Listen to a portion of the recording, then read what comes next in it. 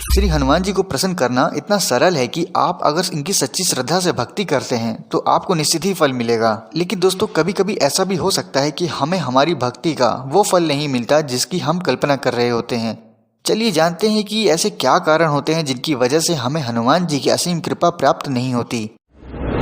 लेकिन दोस्तों आगे बढ़ने के पहले अगर आप इस चैनल पर नए हैं तो इस चैनल को जरूर सब्सक्राइब कीजिए ताकि हनुमान जी से जुड़ी ऐसी ही वीडियो आप तक समय पर पहुंच सके। और हाँ, अगर आपकी कोई कहानी या हनुमान जी से जुड़ा कोई सच्चा अनुभव है तो हमें जरूर भेजिएगा। हमारा ईमेल आईडी और व्हाट्सएप नंबर आपको स्क्रीन पर मिल जाएगा। दोस्तों इस कलयुग में मात्र हनुमान जी ही एक ऐसे जागृत देव हैं जो 7 शरीर पृथ्वी पर विचरण कर रहे हैं और बहुत जल्द ही फल देने वाले एकमात्र देवता हैं। हनुमान जी के भक्तों की संख्या दिन ब दिन बढ़ती जा रही है और इसे आप इस बात से अंदाजा लगा सकते हैं कि प्रभु राम जी से भी ज्यादा श्री हनुमान जी के मंदिर हर जगह, हर चौराहे, गाँव, हर छोटे बड़े शहर में आपको मिल जाएंगे। और हाँ दोस्तों, श्री हनुमान जी बहुत दयालु हैं जो कम पूजा पाठ में भी प्रसन्न हो जाते हैं। चलिए जानते हैं वो 5 कारण जिनकी वजह से श्री हनुमान जी की कृपा हमें नहीं मिल पाती। पहला कारण, ईश्वर से एक चित्त न होना।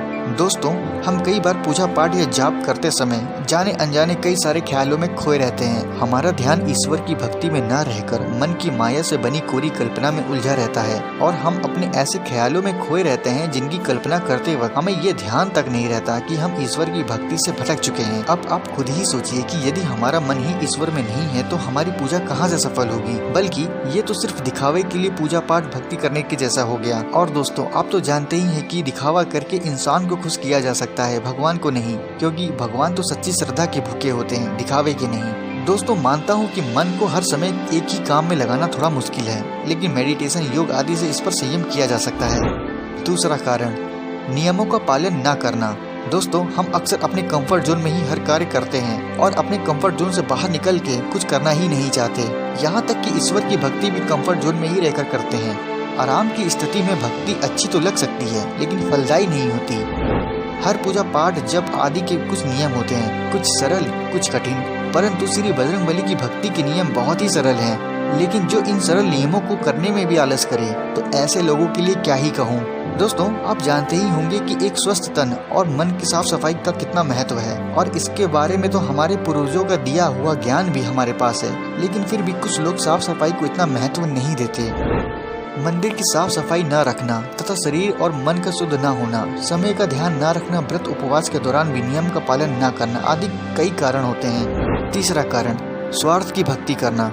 कोई महत्वाकांक्षा या किसी फल की इच्छा के लिए प्रभु की शरण में जाना स्वार्थ की भक्ति नहीं होती, बल्कि स्वार्थ की भक्ति तो तब होती है जब हम ईश्वर की शरण में तब ही जाएं जब किसी मुसीबत में हो। जब हमारा बुरा समय आता है तो हमें भगवान की याद आने लगती है, वरना खुशियों में तो भगवान का नाम तक नहीं लेते।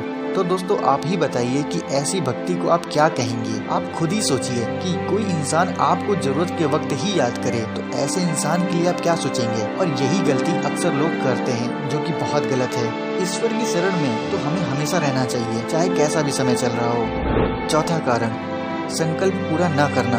दोस्तों अक्सर लोग ईश्वर से कोई ना कोई इच्छा रखते हैं और इसके लिए वे संकल्प या व्रत उपवास करते हैं और जब उनकी इच्छा पूरी होती है तो बीच में ही संकल्प में लिए गए विधि विधान को छोड़ देते हैं या संकल्प पूरा नहीं करते, या फिर ये मान लेते हैं कि जो मिला है उन्हें ईश्वर से नहीं बल्कि उनकी किस्मत से मिला है। वे भगवान को पूरी हुई महत्वाकांक्षा का श्रेय न देकर खुद का ही बखान करते हैं। दोस्तों एक बात हमेशा ध्यान रखिएगा, यदि आपने कोई संकल्प लिया है तो उसकी मनोकामना पूरी हो जाने के बाद संकल्प पूरा जरूर करें। पांचवा कारण, गलत कर्मों में संलिप्त रहना। दोस्तों कुछ लोग होते हैं जो ईश्वर की भक्ति तो खूब श्रद्धा से करते हैं, लेकिन वे अपने जीवन में कोई ना कोई काम ऐसा करते रहते हैं जो एक सच्चे भक्त को नहीं करना चाहिए। ऐसे लोग ईश्वर की भक्ति के साथ साथ कुछ ऐसे कृत्य में संलिप्त रहते हैं जिनकी वजह से उन्हें ईश्वरी कृपा नहीं मिलती।